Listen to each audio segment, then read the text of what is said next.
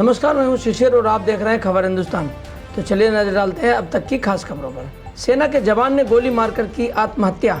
उधमपुर के गढ़ी में तैनात सेना के जवान ने गोली मारकर आत्महत्या कर ली। अचानक गोली की आवाज़ सुनकर आसपास के लोग मौके पर पहुंचे। उन्होंने खून से लथपथ जवान को उपचार के लिए स्थानीय अस्पताल पहुंचाया। चिकित्सकों ने उसे मृत घोषित कर दिया। उसकी पहचान मनदीप निवासी हरियाणा के तौर पर हुई है। पुलिस ने मौके पर पहुंचकर कानूनी कार्रवाई शुरू कर दी है। कुलगाम में आतंकियों ने की पंच मोहम्मद याकूब डार की हत्या। दक्षिण कश्मीर के कुलगाम जिले के कुलपोरा सरांड्रो इलाके में बुधवार शाम आतंकवादियों ने घर के बाहर एक निर्दलीय पंच की गोली मारकर हत्या कर दी। मारे गए पंच की पहचान सरांड्रो के मोहम्मद याकूब डार के रूप में हुई है।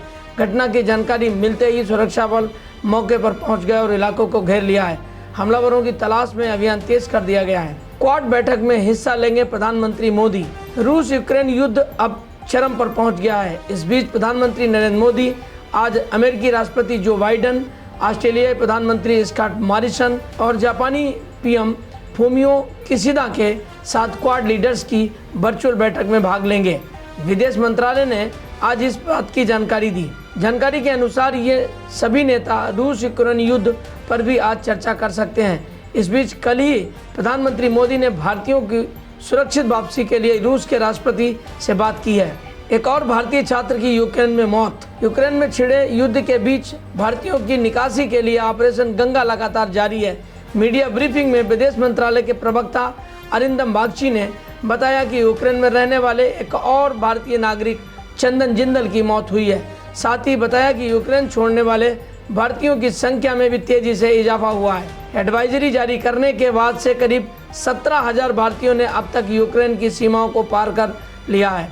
वहीं निकासी अभियान के तहत अगले 24 घंटों में 15 उड़ानें निर्धारित की गई हैं। वायुसेना उप प्रमुख संदीप सिंह बोले, रूस पर अमेरिका के प्रतिबंधों से भारतीय वायुसेना पर कोई खास असर नहीं। Vice chief air marshal Sandeep Singh ने बुधवार को कहा कि रूस पर अमेरिका के प्रतिबंधों से भारतीय वायुसेना पर खास असर नहीं पड़ेगा और दोनों देशों के साथ भारत के रिश्ते मजबूत रहेंगे।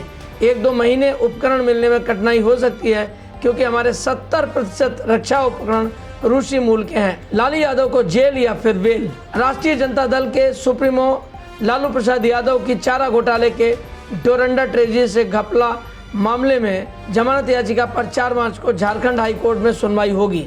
बुधवार को इस मामले में लालू प्रसाद यादव की ओर से जल्द सुनवाई करने का आग्रह किया गया था। झारखंड हाई कोर्ट ने आग्रह को स्वीकार करके 4 मार्च को सुनवाई की तारीख निर्धारित कर दी है। उत्तराखंड में शुरू होगा गुलदार कुदगड़िया अभियान। उत्तराखंड सहित अन्य हिमालयी राज्यों में मानव और वन्य जीवों के बीच लगातार संघर्ष बढ़ता जा रहा है। इसका मुख्य कारण संरक्षित क्षेत्र का अभाव, जानवरों के बीच घनिष्ठता बढ़ना और आधुनिक युग में लगातार बढ़ रहा शहरीकरण है। अब वन विभाग वन्य जीव संघर्ष को रोकने के लिए लगातार प्रयास कर रहा है। इसके तहत कई जागरूकता कार्यक्रम, सेमिनार आदि का आयोजन किया जा रहा है। चेकिंग के दौरान अंग्रेजी शराब से भरा कंटेनर छोड़कर भागे आरोपी, शराब की 3,339 बोतलें बरामद। पुलिस टीम के द्वारा चेकिंग के लिए रुकवाने पर 2 लोग शराब से भरा कंटेनर छोड़कर फरार हो गए। सिटी थाना पुलिस को कंटेनर में अंग्रेजी शराब की 3,339 बोतलें बरामद हुई हैं। पुलिस ने फिलहाल अज्ञातकों के खिलाफ मामला दर्ज कर जांच शुरू कर दी है। इस मामले में अभी तक कोई गिरफ्तारी नहीं हुई है। अब पुलिस ये पता लगाने का प्रयास कर रही है कि शराब कहां से आई और कहां भेजी जानी थी। मौसम की सूचनाएं पहुंचाने में भाषा अब नहीं बनेगी राह में रोड़ा। देश के अलग अलग हिस्सों में अलग अलग भाषाएं बोली या पढ़ी जाती हैं। मौसम विज्ञान केंद्र नई दिल्ली के लिए सभी भाषाओं में सूचना पहुंचाना मुश्किल है, लेकिन कृषि भूमि की कमी और मौसम के बदलाव के कारण तकनीकी को अपनाना जरूरी हो गया है। अब मौसम विज्ञान केंद्र ने फैसला किया है कि वे ऐसे ग्राफिक्स व वीडियो तैयार करेंगे जिसे देश के किसी भी कोने में बैठा किसान व आम व्यक्ति आसानी से समझ सके। हरे निशान पर खुला शेयर बाजार, सेंसेक्स 300 अंक ऊपर, निफ्टी 1670 के करीब। शेयर बाजार की गुरुवार को सकारात्मक शुरुआत हुई। बाजार खुलने के साथ ही दोनों इंडेक्स ने हरे निशान का पर कारोबार शुरू किया।